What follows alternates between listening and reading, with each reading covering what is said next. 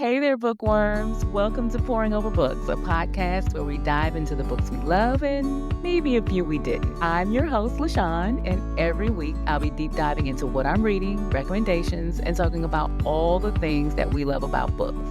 So grab your favorite coffee or tea, find a cozy spot, and let's get ready to pour over some great books together. Hey, friends, and welcome back to the Pouring Over Book podcast. I am so happy that you are here for another episode. It's been a minute. We didn't have 2 episodes the last 2 weeks because I ran a freaking marathon, friends, and I am never, ever doing it again, friends. Like, slap me if you even see me mention it. So I got back the official marathon photos and I was ugly crying crossing the finish line. I'm ugly. I looked like I was about to pass out. And again, while I think a 10K maybe is like my perfect race, and I am 75% sure I'll do a half marathon again, I'm going to go ahead and tell you that a full marathon, a whole full ass marathon is officially off the table because miles 15 to 21 prove that I do not like voluntary torture, friends, at all. Anywho, while I was recuperating, I read a lot. A lot. That's all I could do for a while. I read 9 books in November despite having a busy month. I got obsessed with a new fantasy series that have, I think, 2 books left on it. Otherwise, I read a lot of romance because it is my comfort zone. And so today, I specifically want to tell you about 2 of those books that I read last month. The first one is From Air by Jewel E. Ann. I got this one as an art. Let me read you the description. So when Jamie Andrews moves in with a house full of firefighters, things start heating up fast. Battling the wilderness of rural Montana, these guys are always charging into danger for a living, for duty, for a rush. And since Jamie is a psychiatric nurse, they fascinate her analytical mind. She can't help but fixate on Calvin, a grumpy, enigmatic smoke jumper 10 years her senior. When something smoldering between them sparks, they'll have to keep it quiet, which makes Jamie start to wonder about Calvin's secret, the one he won't explain. She'll learn more after life pulls them apart, but as she follows the truth like a trail of flame into the dark, will it lead her to hearth and home with Calvin, or will it all go up in a blaze? Okay, that was a lot of cliches. But anyway, I went into this blind thinking it was just a firefighter romance, forbidden because they were roommates, and it turned out to be so much more. James and Calvin's story started off your typical romance, but then everyone's issues kicked in, and I got sucked in deep. It was forbidden according to a big plot twist, more forbidden than we thought, when you start reading it. But I can't even really discuss more about the plot twist without giving it all away, because it is it is the plot. Let's just say that the heart-wrenching twists and turns in the book were just torture. Every time I thought there would be a breakthrough, bam, no. But it was good. It was a good read. I appreciated the growth of both characters, but more so James in the end than Calvin. I feel like editing took out one of Calvin's chapters or something because we did not see the growth we needed. But it all's well that ends well. I gave it 4 stars out of 5. The next book I read is Variation by Rebecca Yarros. Yes, the author of the popular Fourth Wing series. Now, while I love Rebecca Yarros' Fourth Wing and will love the rest of the series when I get to it, I must admit that I love her contemporary romances more. And I'm probably in a minority of that, but I love her contemporary romances. This is a second chance romance with Allie and Hudson, and I loved it. One thing the author does is that she pulls your emotional heartstrings, and this book does not disappoint. There were like 2 plot twists, one that I didn't see coming and one that was confusing as hell. And one that kind of sort of made sense and explained a few things, but still had me scratching my head just a bit. But in a romance novel, you always need a third act drama, so I get it. But still, the plot twists were the only thing that kept this from being a full 5 stars for me. But otherwise, the love story, the angst, the side story of ballet, and the spice were perfect. I mean, the bar scene, just saying. Just saying. I'm going to give this 4 out of 5 stars. I did not read the description that's on the back, that comes with the book, because I feel like, one is it's long and angsty. And really, you just need to know, you need to go read this book. It's a second chance romance. You need to go read this book. Okay, so let's move on. 'Tis the season, friends. It is December the 2nd. So today's topic is Christmas romance book because this tends to be the season when I immerse myself in Hallmark movies and smutty Christmas romances. Yes, yes, yes. It's like the perfect time of year. So all of the books talked about here will be in the show notes and in a full blog post over on Porn Over Books blog. So let's get to it. The first book I want to talk about this year, it's a new book. It's called A Jingle Bell Mingle by Julie Mingle and Sierra Simone. They write a series of books every Christmas time. I think this is like the third one. But anyway, Sunny Palmer, an adult film actress turned screenwriter, accidentally sold her first script to a Christian TV channel. To gain inspiration, she returns to her hometown of Christmas Notch, Vermont. There she crosses paths with Isaac Kelly, a former boy band star mourning his wife's death. They both find themselves creatively blocked and make a deal. Isaac will help Sunny with her research, and Sunny will help Isaac find inspiration for his music. And with these two opposites under one roof, there's no way this Jingle Bell Mingle could go off script, right? It sounds interesting. I think it really sounded interesting to me because she's a former porn star, basically. And I was like, oh, how interesting to put that in a plot. So I'm kind of looking forward to that one. The second new book I want to talk about is All I Want Is You by Fallon Ballard. All Jessica has ever wanted is her own happily ever after. But until that happens, she spends her days as a small-time romance writer, penning satisfyingly happily ever afters to soothe her heartache, left by her ex-boyfriend Nick, also a romance writer and now her biggest rival, who has found success writing love stories without happy endings.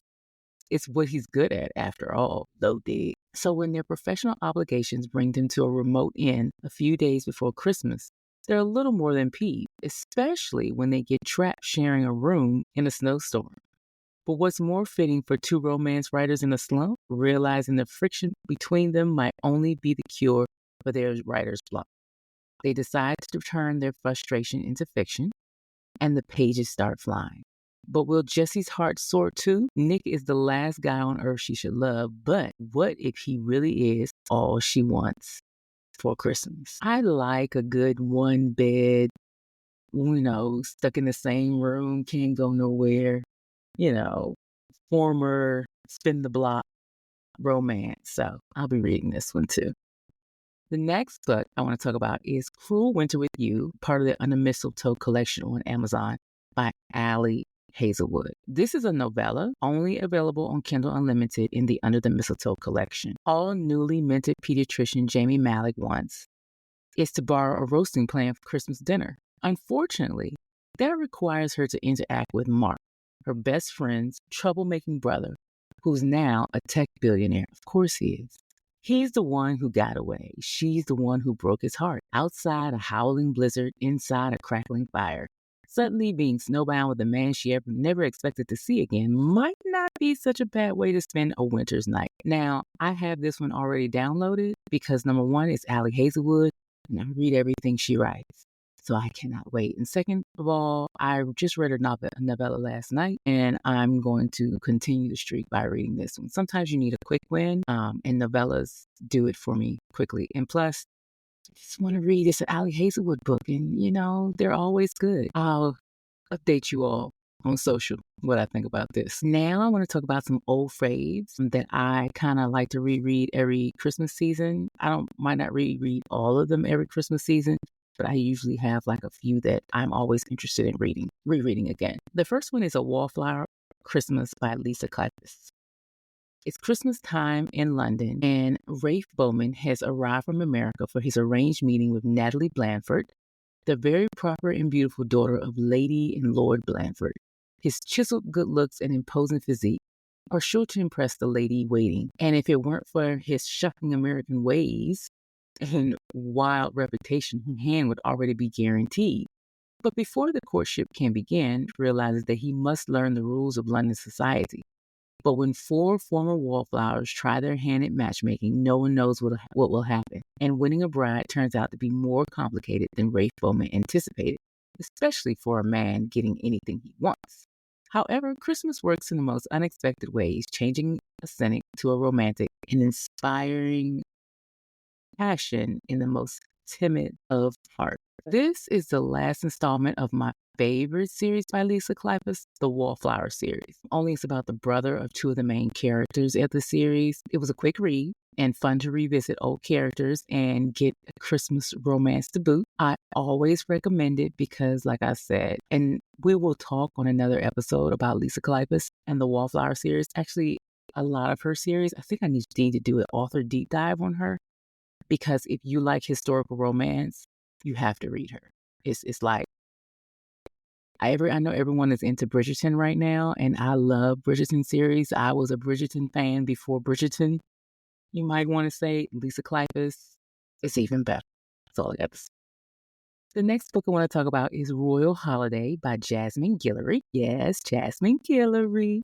Vivian Forrest has been out of the country a grand total of one time. So when she gets the chance to tag along with her daughter Maddie's work trip to England to style a royal family member, she can't refuse. She's excited to spend the holidays taking in the magnificent British sights, but what she doesn't expect is to become instantly attracted to a certain private secretary, his charming accent and unyielding formality. Malcolm Hudson has worked for the Queen for years and has never given a personal, private tour until now. He's intrigued by Vivian the moment he meets her and finds himself making excuses just to spend time with her. When flirtatious banter turns into a kiss under the mistletoe, things snowball into a full-on fling. Despite a ticking timer on their holiday romance, they are completely fine with ending their short, steamy affair come New Year's Day. Or are they? Of course, Jasmine is one of my favorite authors, but I love this one mainly because the characters were older and Black. I mean, who doesn't love representation? And when I say older, I mean 50s, late 40s and 50s, I think. And so it's one thing I've always loved about Jasmine Guillory's books is that they are very inclusive. And I really, really enjoyed this one. In fact, I think I own a copy. I think I actually own a copy of this, or it might be on my Kindle, but I'm going to go find it and I'm going to add it to my December must-be read list. The last book I want to talk about that is an old favorite is Love Light Farms by B.K. Borison. In an effort to save the Christmas tree farm she's loved since she was a kid, Stella enters a contest with Instagram famous influencer Evelyn St. James. With the added publicity and the $100,000 cash prize, Stella might just be able to save the farm from its financial woes. There's just one problem. To make the farm seem like a romantic destination for the holidays, she lied on her application and said she owns Love Light Farms with her boyfriend. Only there is no boyfriend. Of course there isn't. Enter best friend Luca Peters. He just stopped by for some hot chocolate and somehow got a farm and a serious girlfriend in the process. But fake dating his best friend might be the best Christmas present he's ever received. This, like I said before, is an old favorite.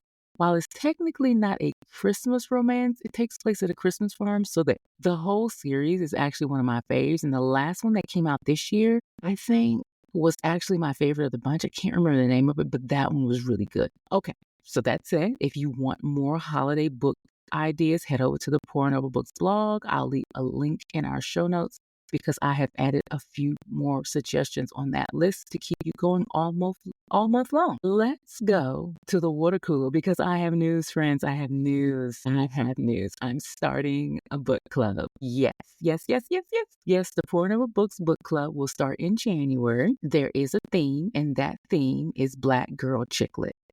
Now, if you are of a certain age, I know you remember authors like Terry McMillan, Elan Harris, Eric Jerome Dickey, and even Omar Tyree, Sister Soldier. I still own most of these books. They're on a bookcase I call the 90s, but I haven't officially sat down and read them since the 90s, you might want to say, and the early 2000s.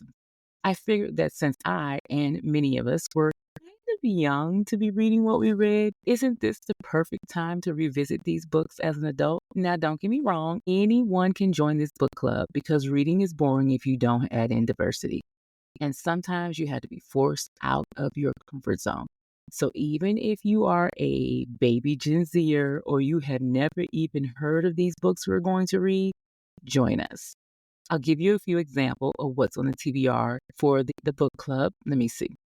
We're starting with Fly Girl by Omar Tari in January. And throughout the year, we will be reading Friends and Lovers by Eric Jerome Dickey, Waiting to Exhale by Terry McMillan, Coldest Winter Ever by Sister Souljah, Confessions of a Video Vixen by Karen Superhead Stevens, and many, many, many more. I tried to conclude a variety. We've got women's fiction, we've got romance, we've got a horror, we've got the autobiography, or is that a biography? It's Superhead's book. We've got famous books that I know you've heard of and a couple that you might not have, but they all fit the theme. It will be hosted on my Substack. So if you're interested, head over to LaShawnWilts.substack.com and sign up there. The link, of course, will be in our show notes. Okay. All right. Let's talk about what's currently going over here as we wrap it up. I am currently reading 2 books that couldn't be more different, and I like it that way. The first one is called Lights Out, an Intro to Darkness novel by Nevessa Allen. I'm listening to this one over on Everand, and it's supposed to be a dark romance. I say supposed to be because I can see where it fits in the dark romance section. There's a bit of stalking going on, but let me say, this is delightfully unhinged. And I don't like dark romance, but aside from a scene involving a knife handler and some sanitizing wraps, that was kind of ew. I've been okay. I love the audiobook though, because there is a male and female reading the parts of our characters, not just one voice. And even when they are, say, on his perspective, her voice is, the female reader is reading those parts. And I have to say, this alone is keeping me listening, because there's a book right now that an audiobook right now that I can't finish because I cannot stand how the female reads the male parts. It's so cringe worthy. It does no justice to the book, and I can't finish the book, and I know the book is good. Anyway, I'm going to have to go ahead and buy the paper version of it to finish it, because I literally can't with that. I can't. Anyway, so as long as I don't get any more knife scenes like that, I should finish this book within probably this week. The second book that I'm reading is called This Motherless Land by Nikki May. I love a good retelling or twist on a Jane Austen novel and read every last single one I come across. This one is loosely based off of Mansfield Park, which is like my second favorite Jane Austen book. Wyatt Funke is happy in Nigeria. She loves her art teacher mother, her professor father, and even her annoying little brother, most of the time. But when tragedy strikes, she's sent to England, a place she knows only from her mother's stories. To her dismay, she finds the much-lauded estate dilapidated, the food tasteless, the weather gray. Worse still, her mother's family are cold and distant, with one exception, her cousin Liv. Free-spirited Liv has always wanted to break free of her joyless family. She becomes fiercely protective of her little cousin, and her warmth and kindness give Funke a place to heal. The 2 girls grow into adulthood, the closest of friends. But the choices their mothers made haunt Funke and Liv, and when a second tragedy occurs, their friendship is torn apart. Against the long shadow of their shared family history, each woman will struggle to chart a path forward, separated by country, misunderstanding, and ambition. Moving between Somerset and Lagos over the course of 2 decades, This Motherless Land is a sweeping examination of identity, culture, race, and love that asks how we find belonging and whether a family's generational wrongs can be righted. I am right at a part when I guess you can call it the second plot twist happens, or plot arc happens to move us forward in the story. I can already tell exactly what's going to happen, and I'm cringing for our Funke. Yes, because she is our Funke and lives an entitled brat and is on my last nerve. Anywho, I will most likely review this one in full. I need to discuss it. It is so good. It is so good. And I was not expecting it to be good. I randomly came across this book and had it on my radar, and as soon as it was released, and I'm so glad I started reading it. So if you want something to discuss or something to read in December, while you wait for the book club, join me in reading this one. I will be posting my thoughts along the way. Okay, friends, so that is really all I have for you today, is it? Is that all I have for you today? Yes, it really is. It's that time of year where any and everything is going on. The only other thing I'm currently doing is getting ready to put up all these Christmas decorations. I got up my nutcrackers. If you don't know, I have a slight obsession with nutcrackers, and at last count, I had 110. So most of the nutcrackers are up in the main part of the house. I have one, you can't see us, but behind me, there's one in my office. I have to bring a couple more up here and put some in the bedroom when I put a tree in there. I usually put up 5 trees. 2 are up. They're not decorated, but so today and tomorrow, I'm going to get the rest of the trees up at least, and then slowly decorate them over the week. And because Christmas is in 3 weeks, I need my trees up. But that's it. That's all that's currently going on in my life. We had my baby boy turn 15. He had a sleepover. That was fun for him. And my mom was here for Thanksgiving, and I took her home on Saturday. She'll be back, though, in 2 weeks. Don't worry. But anyway, if you like our podcast, make sure you share some love. Follow me on Apple Podcasts or your favorite podcast app. And if you have a quick minute, please consider leaving me a review or sharing us on social media. It really helps me connect with other book lovers. All right, friends, like I said, that's all I've got for today. I'll talk to you soon. Bye-bye.